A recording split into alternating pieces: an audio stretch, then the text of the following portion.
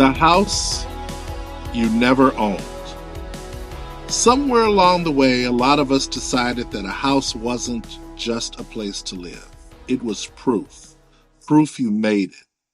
Proof you're not still the kid whose family never owned anything. Proof you're a real man, whatever that means. And when you don't have the house, that proof feels missing, even when everything else in your life is solid. This is Behavior 360. I am Dr. Philip Montgomery. Today, homeownership, generational wealth, and why so many men are quietly carrying shame about a house they don't own yet. Episode 2 of The Wealth They Never Taught You. Last time we talked about insurance and the fear of picturing your own absence. Today, it's the opposite direction. It's about presence, about the physical proof of having arrived. A lot of men I work with clinically, and a lot of men in my own life carry a quiet scorecard. And somewhere on that scorecard is a line item that says own a home. When that line item stays unchecked into your 30s, 40s, even 50s, it starts to function less like a financial gap and more like a verdict on your worth. Let's name where it comes from. For a lot of black men especially, and for a lot of men from working class backgrounds generally, home ownership isn't just a financial milestone. It's a generational repair. It's the thing your grandparents were locked out of. It's the thing your parents worked themselves into exhaustion trying to reach. So when you don't have it yet, it doesn't feel like a personal timeline issue.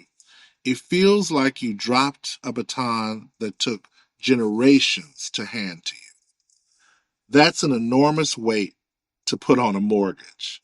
And it explains why so many men either overextend themselves financially, trying to catch up, or give up the goal entirely and call it not my thing, which is usually cognitive fusion with the thought, I'll never get there, dressed up as indifference.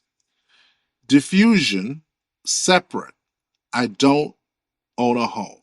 A fact about your bank account from I have made it, a story about your worth. They are not the same sentence. Self is context. You are not the scorecard. The part of you observing the scorecard is bigger than any single line item on it. Values contact.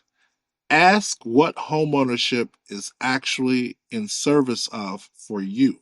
Stability, legacy, safety for your kids. And notice those values can be built towards in stages, not just achieved in one purchase. Committed action. One concrete, unglamorous next step this month. Size to where you actually are financially, not where the scorecard says you should be. I am also a licensed residential real estate appraiser. So let me pull back the curtain on something that trips a lot of men up. The gap between assessed value, market value, and what a house is actually worth to you. Assessed value is what the county uses for taxes.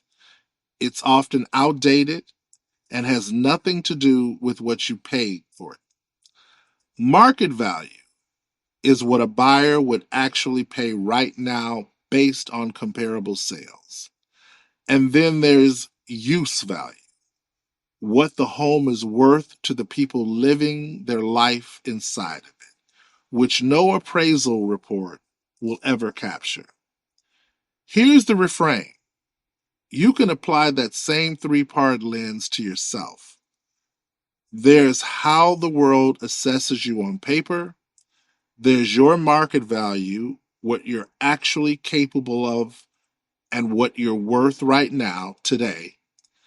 And there's your use value, the worth you have to people whose lives you're actually inside of. Don't let an outdated assessment stand in for the real number. This week, write down the scorecard you've been carrying, the line items you believe define making it as a man.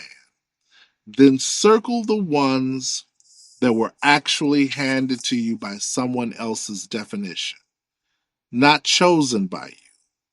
You don't have to change anything yet. Just see the list clearly. That's episode 2. If you're renting and you've been carrying shame about it, hear me.